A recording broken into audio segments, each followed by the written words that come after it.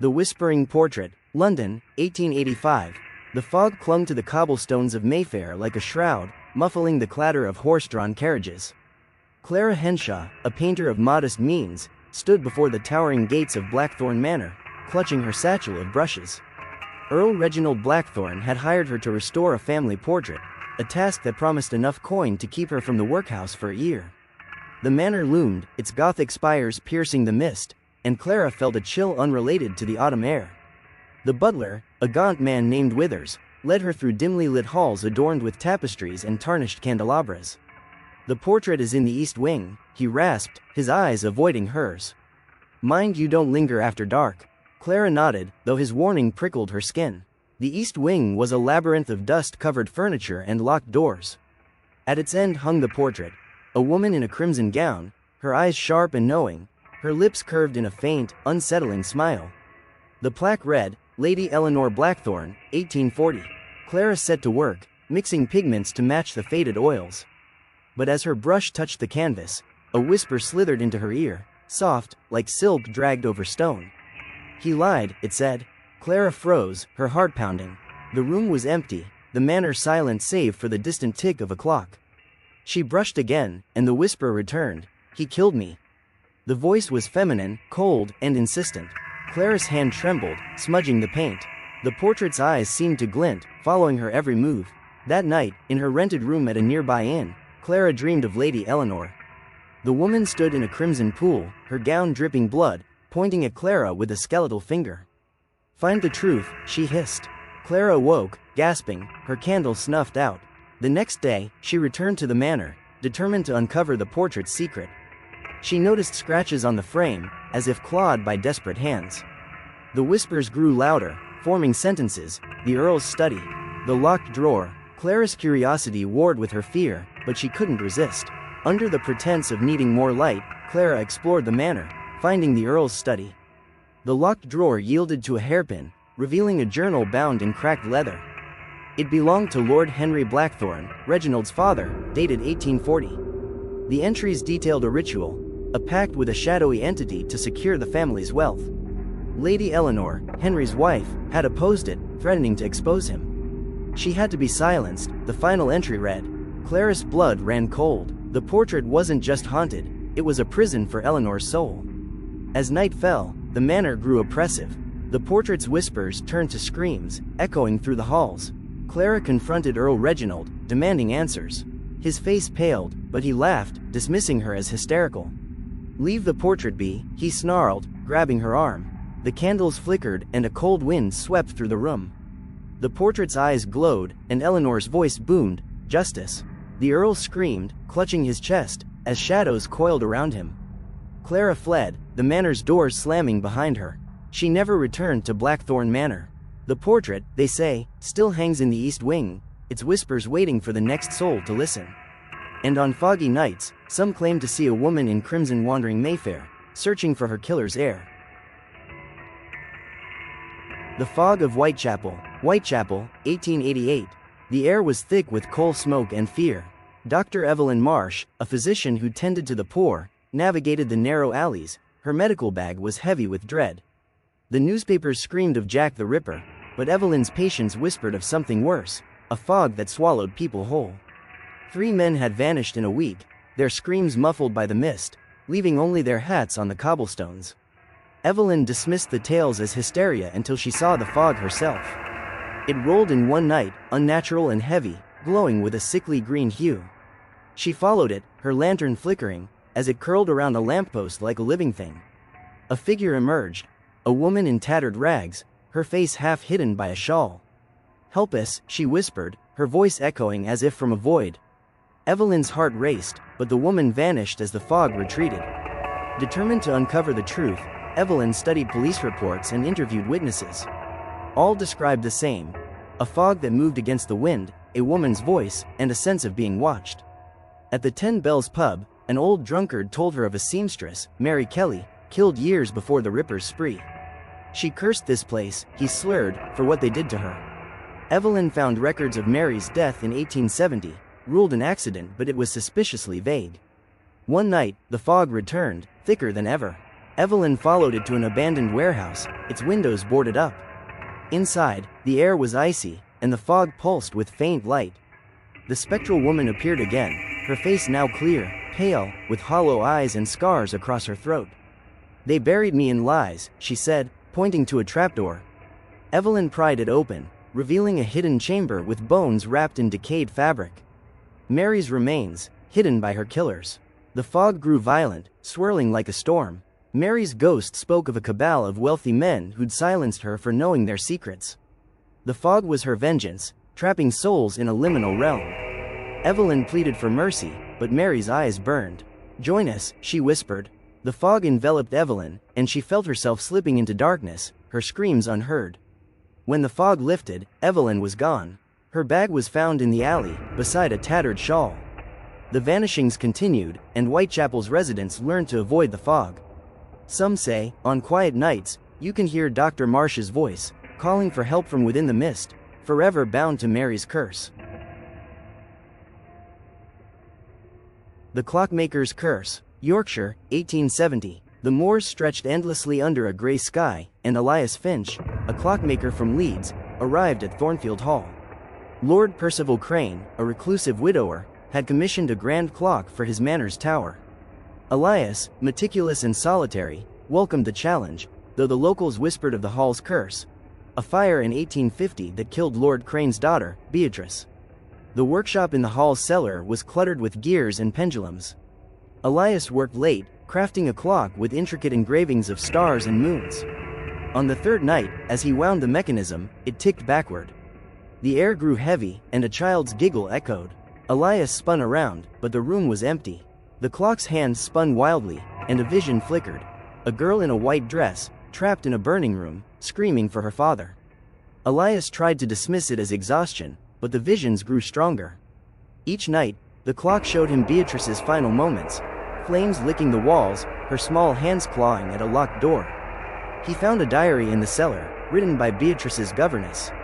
It described Lord Crane's obsession with occult rituals, believing he could defy death. The fire, it seemed, was no accident but a failed experiment. Desperate, Elias confronted Lord Crane. The old man's eyes were wild, his voice trembling. "The clock binds her soul," he admitted. "Fix it, or she'll take you too." That night, Beatrice's ghost appeared, her dress charred, her eyes pleading. "Make it stop," she whispered. Elias worked feverishly, trying to reverse the clock's curse, but each adjustment summoned more visions, his own hands burning, his screams joining hers. On the final night, the clock chimed midnight, and the cellar shook. Beatrice's ghost grew solid, her touch icy. "Stay with me," she said, pulling Elias toward the clock. He smashed it with a hammer, shattering the gears. The visions ceased, but the manor groaned, as if alive. Elias fled, the moors swallowing his footsteps. Thornfield Hall burned down days later, with Lord Crane inside. The clock's remains were found in the ashes, its hands frozen at midnight. Elias never spoke of that night, but he swore the ticking followed him, faint and relentless, until his dying day.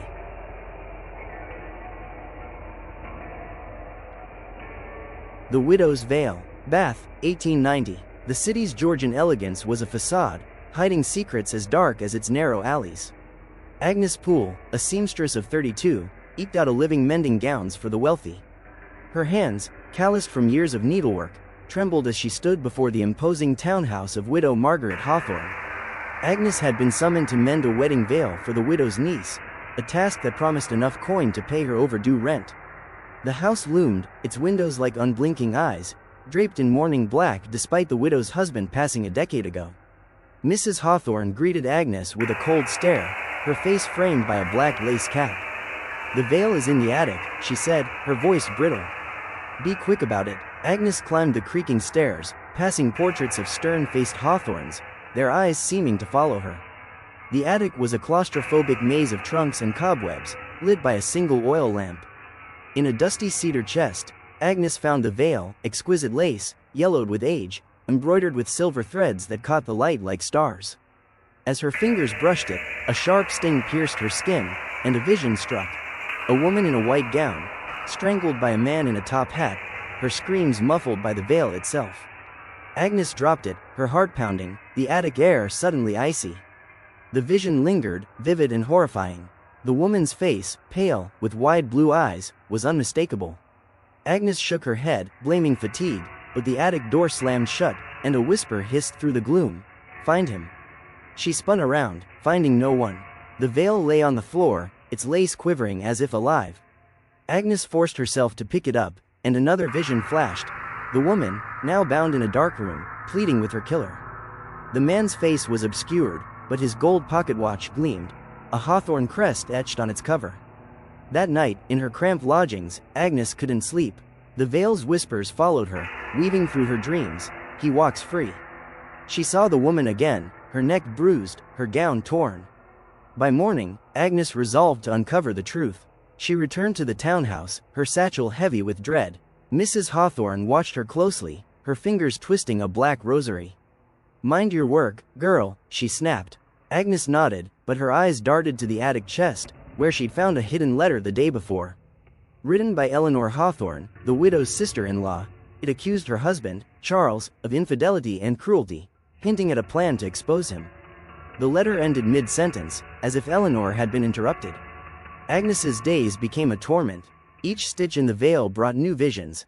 Eleanor's murder in 1875, her body hidden in a locked room, her death ruled a suicide. Agnes began to notice details: the killer's boots, polished to a mirror shine, and a ring with a ruby that matched one worn by Charles's brother, Magistrate Edmund Hawthorne, a prominent figure in Bath. She visited the local library, poring over old newspapers. A small article confirmed Eleanor's death, but rumors swirled of a cover-up, with the magistrate's influence silencing questions. One evening, Agnes lingered in the townhouse, pretending to adjust the veil's hem. She slipped into the widow's study, finding a locked diary. With a hairpin, she opened it, revealing Mrs. Hawthorne's own words. Charles swore it was an accident, but Edmund paid the coroner. Eleanor's spirit will not rest. Agnes's blood ran cold. The widow knew the truth but protected the family name. As she closed the diary, the room darkened, and Eleanor's ghost appeared, her neck bruised, her veil dripping blood. "He walks free," she whispered, pointing to the window. Outside, Agnes saw the magistrate, his top hat unmistakable, strolling through the gaslit street. The veil's power grew. At night, it tightened around Agnes's neck, Eleanor's voice now a scream: justice or death. Agnes confided in her friend, Clara, a maid in a neighboring house. Clara, wide-eyed, shared a rumor. The Hawthorne family had dabbled in occult rituals, binding Eleanor's soul to the veil to silence her. Agnes resolved to confront the magistrate. She attended a public ball where Edmund was a guest, clutching the veil in her satchel. As she approached him, the room grew cold, and the veil stirred, its lace coiling like a snake. "You killed her," Agnes whispered, holding up the letter. Edmund's face paled, but he laughed, dismissing her as mad. The chandeliers flickered, and Eleanor's ghost materialized, her hands outstretched. The crowd gasped as Edmund screamed, clawing at his throat, collapsing in a heap. The next morning, the magistrate was found dead in his carriage, his face frozen in terror, a piece of lace clutched in his hand. The veil was gone from Agnes's satchel, and Mrs. Hawthorne vanished from Bath. The townhouse was locked, its windows boarded up. Agnes left the city, haunted by the whispers that followed her, faint but relentless. Some say the veil still lingers in Bath, hidden in an attic, waiting for another seamstress to claim its curse. On quiet nights, locals swear they see a woman in white wandering the streets, her veil trailing like a shadow, seeking justice that never came.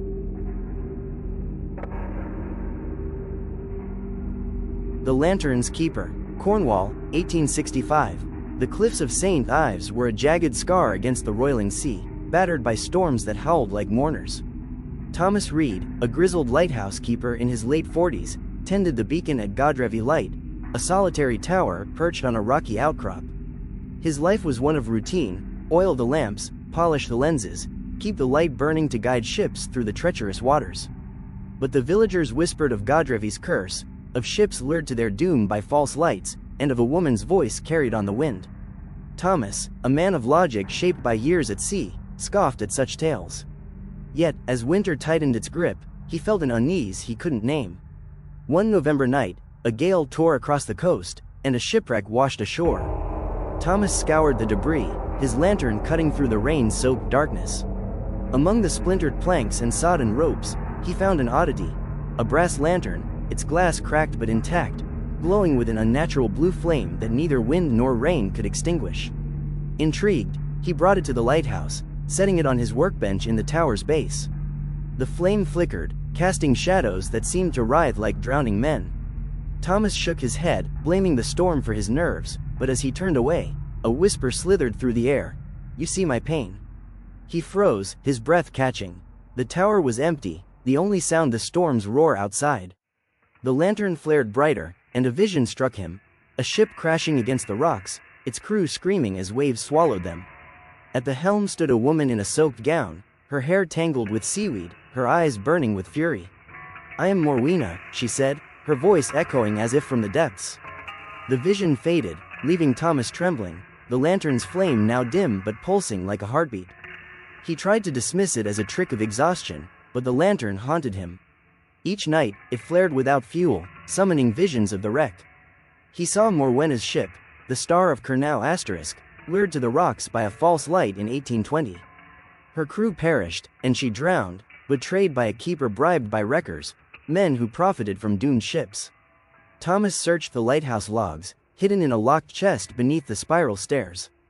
The records confirmed the tale. Morwena, a smuggler's daughter, had been betrayed by keeper Josiah Trenwith, who'd sold her cargo's secrets for gold. Her death was ruled an accident, but the logs hinted at murder, with cryptic notes about her curse and the light that burns blue. Days turned to weeks, and the visions grew relentless. Thomas saw Morwena's final moments, her hands clawing at the waves, her screams drowned by the storm. The lantern's flame whispered her story, each word tightening a noose around his mind. He confided in Eliza, the village innkeeper's daughter, who brought him supplies. Her kind eyes and sharp wit were his only solace, but even she grew wary. "Throw it into the sea," she urged, her voice trembling. "It's not natural." Thomas refused, driven by a need to understand the lantern's power. He uncovered more in the village archives, stored in the church's damp cellar. A faded letter, written by Morwena's brother, accused Trenwith of luring the Star of Cornwall* to its doom. The letter mentioned a ritual. Morwena had bound her soul to a lantern, vowing vengeance on all keepers who betrayed the sea. Thomas realized the lantern was her anchor, a cursed relic that trapped her rage. Each night, it grew stronger, the visions bleeding into reality. He saw Morwena standing at the tower's base, her gown dripping, her fingers leaving wet trails on the stone. "Join my watch," she whispered, her voice both pleading and commanding. Desperate, Thomas tried to destroy the lantern. He smashed it with a hammer, but the glass reformed, the flame unyielding. He doused it with oil, but it burned brighter. The lighthouse began to change, doors creaked open, the air grew icy, and the beacon flickered without cause. One night, Eliza visited, her face pale. She'd found a journal in her father's attic, written by Trenwith's successor, who'd vanished in 1825. It described the same blue flame and a woman's voice, ending with a warning. She takes the keepers who fail her. Thomas resolved to break the curse. He climbed to the lighthouse's lantern room, the storm raging outside. The cursed lantern blazed, and Morwena appeared, her form solid, her eyes glowing like twin moons. "You see my pain," she said. "Now share it." The sea roared, flooding the tower's base. Thomas felt her pull, an icy grip dragging him toward the waves. He pleaded, "I'm not your enemy," but Morwena's laugh was a gale. "All keepers are complicit," she hissed.